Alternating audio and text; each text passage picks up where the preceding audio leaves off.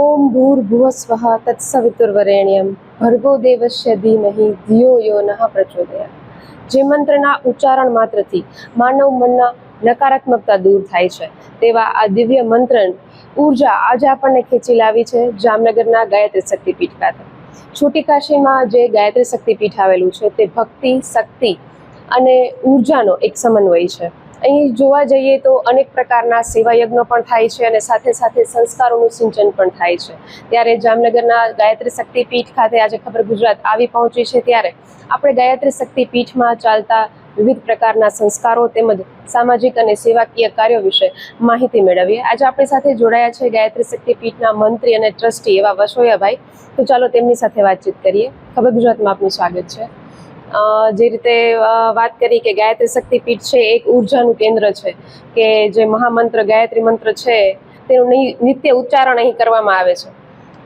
ત્યારે ગાયત્રી મંત્ર જે ગાયત્રી શક્તિપીઠ છે આપણે જામનગરની તેની સ્થાપના ક્યારે થઈ છે અને કયા ઉદ્દેશ્ય સાથે થઈ છે? 2000ની સાલમાં અહીંયા જનરલ પર્પઝનો જે પ્લોટ હતો એ પ્લોટ માટે અહીંના બધા જે રહેશનાર હતા રહેનાર એમને સંમતિ આપી કે અહીંયા તમે ગાયત્રી શક્તિપીઠની શરૂઆત કરો। એટલે આની શરૂઆત 2000ની સાલથી થઈ। અમારા પથિકજી છે જુનાગઢના, બહુ પીઠ કાર્યકર્તા છે, એના હસ્તે જ એના હાથે જ બધું પૂજન થઈ અને આ શક્તિપીઠની શરૂઆત થઈ। 2000માં જે શક્તિપીઠની શરૂઆત થઈ ત્યારથી દૈનિક અને નિત્ય સવારે 6:30 થી 7:15 1 કલાક દૈનિક યજ્ઞ થાય છે। સૌથી પ્રથમ એનું સૌજીભાઈ કરીને હતા, એ વ્યક્તિ સંચાલન કરતા હતા। પછી કોમલભાઈ હતા, એ સંચાલન કરતા હતા અને અત્યારે અમારા દીપાબેન મોડિયા છે એ કાર્યક્રમનું સંચાલન કર્યું। એ સવારના જે નિત્ય યજ્ઞ છે એમાં કોઈનો જન્મદિવસ હોય, કોઈ લગ્ન દિવસ હોય, એ પણ અમે 1 કલાકમાં ઉજવી દઈએ છીએ। આખા ભારતમાં ભાગ્યે જ આવી જગ્યા હશે, આવી શક્તિપીઠ હશે જ્યાં સવારમાં 6:15 વાગ્યામાં યજ્ઞ થતો હોય। યજ્ઞ બધે થાય બેન, પણ સવારમાં 6:30 થી 7:15 અહીંયા યજ્ઞ થાય એવી ભારતમાં માત્ર એક અને એક જ શક્તિપીઠ છે। એ અમારી શક્તિપીઠની વિશેષતા છે। પણ સાથે બધા બહેનો મળે, અમારા ઇલાબા જાડેજા કરીને છે, 5:30 વાગે બેન આવી જાય, આ બધી ત્યાંની સફાઈ કરે, બધું ગોઠવે અને પછી યજ્ઞ શરૂ થાય। પાછી યજ્ઞ પૂરો થયા પછી બધા ઠામ વાટણ ઉટકી અને પછી પોતાના ઘરે જાય। આ રીતે સમર્પિત ભાવથી બધા બહેનો કામ કરે છે। તમે જુઓ એટલે સવારમાં ક્યારેક 30 હોય, ક્યારેક 40 હોય, ક્યારેક 50 ભાઈ બહેનો પણ હોય છે અને બધાય આ રીતે સરસ રીતે નિત્ય યજ્ઞ કરે છે। આપણે બાલ હનુમાનમાં જે રીતે રામ ધૂન વર્ષથી થાય છે એ રીતે અહીંયા અમારે આ નિત્ય યજ્ઞ થાય છે અને લોકો ભાવથી એમાં જોડાય છે। બીજું સેવાના કાર્યમાં દર મહિનાની 5મી તારીખે અહીંયા રણછોડદાસજી બાપુનો આશ્રમ જે છે રાજકોટમાં, એની સાથે અમે જોડાયેલા છીએ। દર મહિનાની 5મી તારીખના ડૉક્ટરો આવે, 9 વાગ્યાથી 12 વાગ્યા સુધી બધા દર્દીઓનું નિદાન કરે। જેટલા દર્દીઓને ઓપરેશન કરવાના હોય મોતિયાના, એની જ બસમાં તેઓ રાજકોટ લઈ જાય, 1.5 દિવસ ત્યાં રાખે, એની આગતા સ્વાગતા કરે અને ત્રીજે દિવસે 7મી તારીખે સવારે એ કમ્પ્લીટ થઈ જાય એટલે એ બધા દર્દીઓને પાછા એ મૂકી જાય। દર્દીઓને જે અત્યારે 30-40 હજાર રૂપિયાનો ખર્ચો થાય છે બેન, 1 પણ રૂપિયાના ખર્ચા વગર આ લોકો અમે જે જોડાયેલા છીએ એને કરીએ। અમે શું સેવા કરી એ કાર્યનો પ્રચાર કરી હતી। જેટલા દર્દીઓ હોય એના ભોજનની વ્યવસ્થા કરી। પરમ દિવસે 5 તારીખેથી 18 દર્દીઓ અહીંથી ઓપરેશન માટે લઈ ગયા અને આજ સવારે હમણાં જ 8 વાગે આવી જશે। એ ઉપરાંત 10મા ધોરણના વિદ્યાર્થીઓ જ્યારે બોર્ડની પરીક્ષા આપતા હોય ત્યારે બાળકોને ખૂબ હાવ હોય છે। આ કળિયુગનો જે પ્રભાવ છે એના પર હોય તો એ પ્રભાવથી બચવા માટે અમે એક યજ્ઞ માત્ર ને માત્ર 10મા ધોરણમાં 12મા ધોરણના વિદ્યાર્થીઓ માટે કરીએ। એને પેંડો આપીને મીઠું મોઢું કરીએ, એક પેન આપી વધારે ગુણ કેમ મેળવવા એનું એક પુસ્તક આપીએ અને મેઇન તો 1-1 કલાકની પાળી પૂરી થાય એટલે અમે એને મોટિવેશનલ સ્પીચ પણ આપી। બાળકો કોઈપણ જાતના ભય વગર એ પરીક્ષા આપે, આપણો એકમાત્ર ઉદ્દેશ્ય એ છે। એ ઉપરાંત અહીંયા જે 16 સંસ્કાર આપણે ભારતીય સંસ્કૃતિમાં કીધા છે એમાંથી અત્યારે 10 સંસ્કાર બહુ જરૂર છે। એ 10 સંસ્કાર આપણે અહીંયા કરાવી છીએ અને 2 સંસ્કાર અમારા ગુરુજીએ ઉમેર્યા છે એમાં, એક તો જન્મદિવસ અને લગ્ન દિવસ, એટલે કુલ 12 સંસ્કારો આ ગાયત્રી શક્તિપીઠમાં કરવામાં આવે છે। એનો સમય છે સાંજે 4 થી 5 1 કલાક। એમાં સૌથી મહત્ત્વના પુંસવન સંસ્કાર, જેને આપણે ગર્ભ સંસ્કાર કહીએ છીએ, એ દર રવિવારે સાંજે 4 થી 5 અમે અહીંયા કરાવીએ છીએ। એ સંસ્કાર થઈ ગયા પછી એ બાળકનો જન્મ ન થાય ત્યાં સુધી દર મહિનાની 24 તારીખે 2 કલાક માટે આ જ જગ્યાએ અમે એની શિબિર રાખી છે। માતાએ એના બાળકને આજે પણ શિવાજી કે મહારાણા પ્રતાપને બાળક જેવો જન્મ જોતો હોય તો એને શું ખાવું, શું પીવું, શું ચિંતન મનન કરવું, કયા પુસ્તકો વાંચવા, અને સતત પોતાના બાળક સાથે જ ઘરના જે સભ્યો સાથે જે રીતે સંવાદ કરે એમ બાળક સાથે જ સંવાદ કરે તો આજના કળિયુગમાં પણ આપણા ઘરે શ્રેષ્ઠ બાળક આવે. અમારો સૌથી શ્રેષ્ઠ કાર્યક્રમ એ પણ છે. એટલે આવા વિવિધ કાર્યક્રમો આ ગાયત્રી શક્તિપીઠમાં થાય છે. વિશેષમાં અમારે લગભગ 100 બહેનો કામ કરે, ભાઈઓ માત્ર 5 જ છે. જે યજમાનને પોતાના ઘરે યજ્ઞ કરવો હોય તો એના યજ્ઞની નોંધણી થઈ જાય. નોંધણી થઈ ગયા પછી અમારા બહેનો ત્યાં યજ્ઞ કરી આવે અને પછી એને કોઈ ફી નિશ્ચિત નથી. એ જે યજમાનના ભાવમાં જેવો ભાવ ઉત્પન્ન થાય એ પ્રમાણે જે એ રકમ આપે એની અમે એને પાકી પહોંચાડી.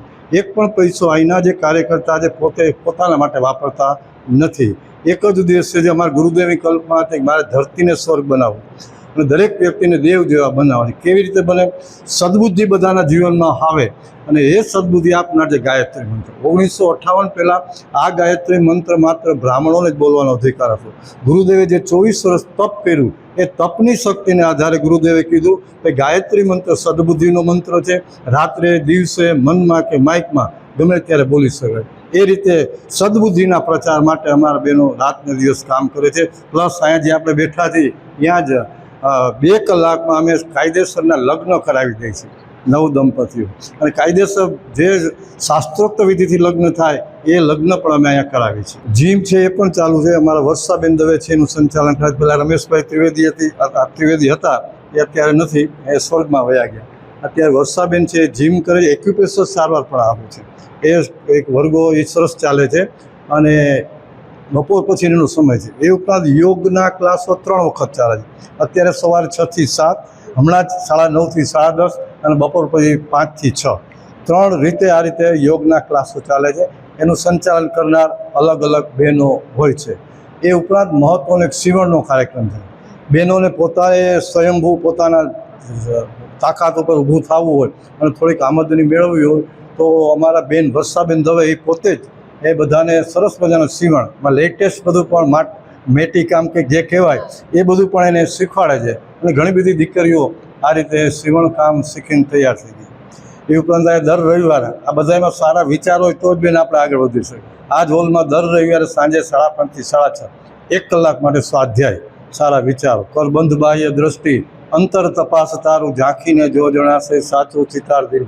આપણા અંતરાત્મામાં ઝાંખવા માટે દર રવિવારના સાંજે 5:30 થી 6:30 1 કલાક માટે સ્વાધ્યાય રાખી. સારા કેળવણીકારોને પણ વક્તવ્ય દેવા માટે અમે અહીંયા બોલાવીએ છીએ. ગાયત્રી પરિવાર મહિલા મંડળના પ્રમુખ એવા દીપાબેન મોડિયા આપણી સાથે જોડાયા છે, તેમની સાથે વાત કરીએ. દીપાબેન, અંદાજે લગભગ કેટલા સ્વયંસેવકો ગાયત્રી પરિવાર સાથે જોડાયેલા હશે? ગાયત્રી શક્તિપીઠની સ્થાપના જ્યારે થઈ ત્યારે તો બહુ જોડાયેલા નહોતા, પણ જેમ જેમ પ્રચાર પ્રસાર થતો ગયો એમ અત્યારે તો લગભગ અમે અંદાજે 150 જેવા ભાઈઓ બહેનો હશે. એમાં બહેનો બહુ વધુ છે, ભાઈઓ થોડા છે, આ વસોયાભાઈ જેવા, પણ બહેનો લગભગ અમારા જોડાયેલા છે. અને જ્યારે કાંઈ શાંતિપૂર્ણથી આદેશ હોય કોઈ પણ કાર્યક્રમનો ત્યારે બધા બહેનો સાથે મળીને ઘરે ઘરે જઈને એનો પ્રચાર પ્રસાર કરીએ છીએ. જે રીતે વાત થઈ વસોયાભાઈ સાથે કે આપ યજ્ઞશાળા અને જે કંઈ યજ્ઞને લગતી બધી પ્રવૃત્તિઓ છે એ આપ સંભાળો છો, તો ડેઈલી જે આપણે યજ્ઞ કરવામાં આવે છે તો કઈ રીતે કરવામાં આવે છે? કોઈ કેવી રીતે કોન્ટેક્ટ કરે છે અને શું સમય હોય છે? આપણે ગાયત્રી શક્તિપીઠમાં નિત્ય જે યજ્ઞ સવારે થાય છે એનો સમય હોય છે 6:20ની આસપાસ, જ્યારે પહેલાં આરતી થઈ જાય ને આરતી પછી આપણો યજ્ઞ શરૂ થાય છે. એનો મુખ્ય હેતુ તો વિશ્વનું કલ્યાણ જ છે. કે આપને બધાને ખબર છે કે શાસ્ત્રોમાં પણ લખ્યું છે કે યજ્ઞ જેવું કોઈ માધ્યમ નથી કે જેનાથી સૃષ્ટિનું કલ્યાણ થાય. અને યજ્ઞને બ્રહ્માંડની ધૂરી પીધી છે. યજ્ઞ દ્વારા બધા દેવી દેવતાઓ તૃપ્ત થાય છે અને જે જીવ સૃષ્ટિ છે આખા વિશ્વની એને પણ સારા વિચાર એ પણ તૃપ્ત થાય છે. નાના નાના જીવજંતુથી માંડીને પેડ પૌધા વનસ્પતિ બધા સુધી આ ઉર્જા પહોંચે છે યજ્ઞની. પણ પરમ પૂજ્ય ગુરુદેવને ખબર હતી, કારણ કે એ તો કાલના મહાકાલ હતા, કે સમય એવો ભયંકર આવશે કે કલયુગનો, કે જ્યારે માણસે ગાયત્રી યજ્ઞ, ગાયત્રી મંત્ર અને સૂર્યશક્તિ સાથે જોડાવવું પડશે. ત્યારે ડૉક્ટર કે ડૉક્ટરની દવા કોઈ ઉપયોગી નહીં થાય. જે આપણા ઋષિમુનિઓ પહેલાં યજ્ઞ કરતા હતા અને વાતાવરણ સરસ મજાનું સ્વર્ગ જેવું ધરતી ઉપર હતું, દરેક માણસ દેવ સમાન. શું કામ? યજ્ઞ થતા હતા.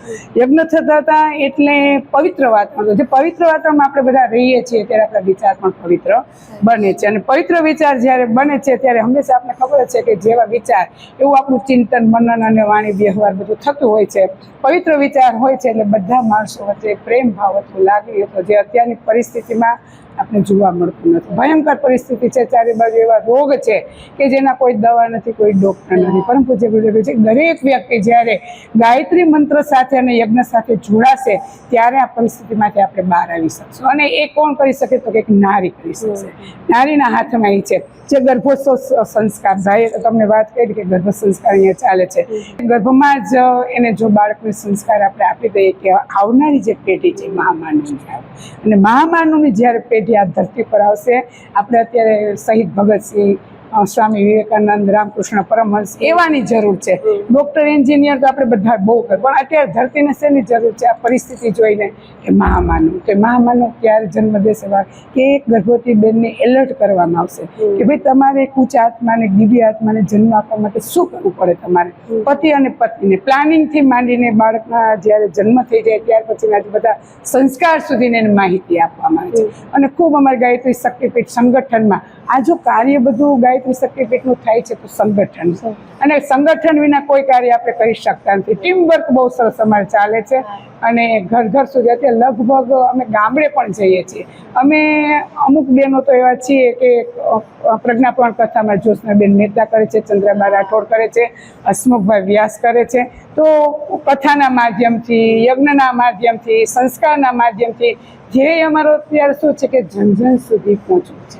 ગુરુદેવ શું કહે છે કે બેટા, હું કોઈ વ્યક્તિ નથી, હું વિચાર છું, મને જન જન સુધી પહોંચાડો, આગળનું કામ. અને દરેક વ્યક્તિ જ્યારે ગાયત્રી મંત્ર સાથે જોડાશે ત્યારે જે ગલત વિચાર એના છે એ દૂર થશે અને સદવિચારની સ્થાપના. ગાયત્રી મંત્ર જ એનો છે, સદબુદ્ધિનો મંત્ર અને સૂર્ય શક્તિનો મંત્ર, કે જેને બધાને જરૂર. અત્યારે બુદ્ધિ તો બધામાં બહુ છે બેન, પણ કેવી છે આપણે બધાને ખબર છે. સદબુદ્ધિની જરૂર છે.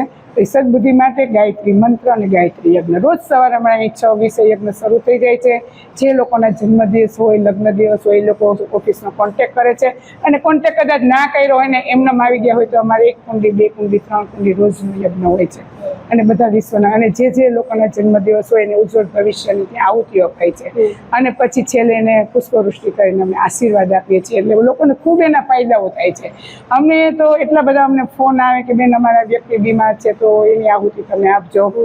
પહોંચી ના શકે તો ફોન દ્વારા પણ અમે એનું નામ સ્મરણ કરીને આહુતિઓ આપ. અને જ્યારે શ્રદ્ધા અને ભાવથી આપણે આહુતિઓ આપી છીએ ને બેન, ચોક્કસ બ્રહ્માંડમાં ભગવાન સુધી પહોંચે છે. અને મોતના મુખમાં અમુક માણસો વયા ગયા હતા અને એને આહુતિ આપવાથી લોકો બેઠા થયા છે. ઘણા બધા એવા દાખલા છે અમારી પાસે.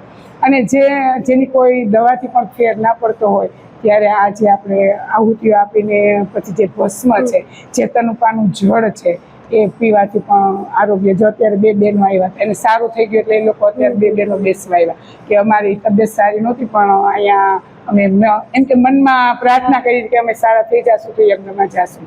તો એ લોકો આજે જો 2 જણા આવ્યા છે અને એને બધાને ફાયદાઓ મળે છે. યજ્ઞનો તો ફાયદો છે જ, અને આપણે બધાને ખબર છે. એનું તો જેટલું કહીએ એટલું. પણ પરમ પૂજ્ય ગુરુદેવ કે આપણે સૌભાગ્યશાળી છીએ કે આપણે બધાને આની સાથે જોડી દીધા છે. બાકી અત્યારે આ સમયમાં જે ભોગ વિલાસમાં જે આપણે હોટલોમાં જન્મદિવસ મનાવીએ છીએ એના કરતાં જો આધ્યાત્મિકતા તરીકે અત્યારનું પ્રવાહ વહી રહ્યું છે. કારણ કે માણસને ખબર પડી ગઈ છે કે આ જે ભૌતિક સુખ છે ક્ષણિક છે, એ તમને આનંદ આપશે પણ ક્ષણિક, પણ આધ્યાત્મિક સુખ છે એ આપણા જન્મ આપણી સાથે રહીએ છે. એટલે અમે તો ભાગ્યશાળી ગુરુદેવના અમે આનું એના ચરણમાં નમન વંદન કર્યું. અમે ક્યાં કાદવમાં પડ્યા હતા બેન, કિચડમાં હતા, એને અમને ઉપર ઉઠાવ્યા છે અને સરસ શ્રેષ્ઠ કર્મ સાથે અમને બધાને જોડી દીધા છે. અને બધાનો સાથ સહકાર, અમારા કુટુંબ પરિવારનો પણ એટલો સાથ સહકાર છે ત્યારે અમે અહીં સુધી આવી શકીએ છીએ. અને અમારા પ્રમુખ છે, ટ્રસ્ટીઓ છે, એને જો કોઈ હોદ્દાનું એને નથી અહમ, કે અમારે હોદો છે તો અમે ના કરીએ. એ લોકો પણ બૂટ ચંપલ આડાવડા હોય તો લાઈનમાં મૂકવા માંડે છે. મેઇન પાસું એ છે, કોઈને કોઈના હોદાનું અહમ નથી. જે કામ હાથમાં આવે એ કામ કરવા સેવા ભાવથી સેવા ભાવ. એટલે અમે ગાયત્રી શક્તિપીઠમાં સવારથી લઈને સાંજ સુધી, એટલે તો શક્તિપીઠ કીધી છે, એને મંદિર નથી કીધું. પીઠ, શક્તિપીઠ, કે જે પીઠ જેને બળ મળે છે. અને બધા પહેલેથી લઈને છેલ્લે સુધીના છોકરાઓના કોઈ એવા ગરીબ વિદ્યાર્થીઓ હોય તો અમે રજીસ્ટર પણ બધા દાતાઓ મળી જાય છે અને એ રાહત ભાવે અમે બધાને આપીએ છીએ. પછી લગ્ન થાય છે દીકરીઓના, સેવા બધી પ્રવૃત્તિઓ ભાઈએ તમને વર્ણન કર્યું બધી થાય. અમારા પૂજારી કિશોરભાઈ પણ એટલો સાથ અને સહયોગ, ગમે ત્યારે કાંઈ પણ કાર્ય હોય તો કિશોરભાઈ ક્યારેય ના નથી પાડતા. એની જ દીકરીનો આજે જન્મદિવસ છે તો એ પણ તો ત્યાં આવ્યા હતા એમ. એટલે આવી રીતે અમારા શક્તિપીઠનું કાર્ય બધું ચાલે છે. ખૂબ સુંદર સેવાકીય કાર્ય સાથે આપ જોડાયેલા છો અને ખૂબ સરસ પ્રવૃત્તિઓ અહીંયા થાય છે. ત્યારે હજુ પણ ગાયત્રી જે મંત્ર છે, જેમ કીધું કે કેટલો દિવ્ય છે, તો એનો મહિમા વધે અને લોકોમાં જાગૃતતા આવે. અને જે રીતે તમે વાત કરી કે આધુનિક સમયમાં લોકો જન્મદિવસની ઉજવણી હોટલમાં કરે છે, તો એના બદલે ગાયત્રી પરિવારમાં જે રીતે શુભકામના આપવામાં આવે છે તે ખૂબ સુંદર છે. તો હું પણ ખબર ગુજરાતના માધ્યમ દ્વારા આપ સૌને એવું કહીશ કે તમારા જન્મદિવસની કે લગ્ન દિવસની ઉજવણી ગાયત્રી પરિવાર સાથે કરો, ખૂબ જ મજા આવશે અને એક દિવ્યતાની અનુભૂતિ થશે. ખાસ તો બધાને એ વિનંતી, સમસ્ત જામનગરના અને જે કંઈ પણ હોય કે યજ્ઞ અને ગાયત્રી સાથે જોડાય, ગાયત્રી મંત્ર સાથે અને યજ્ઞ સાથે. કારણ કે મંત્ર, ગાયત્રી મંત્ર છે એ સદ વિચાર આપશે અને યજ્ઞ છે બીમારીઓથી દૂર રાખશે. એટલે એ બે સાથે જોડાશે એટલે ઓટોમેટિક એને સાચો રાહ બતાવનાર જો કોઈ હોય તો ગાયત્રી મંત્ર છે.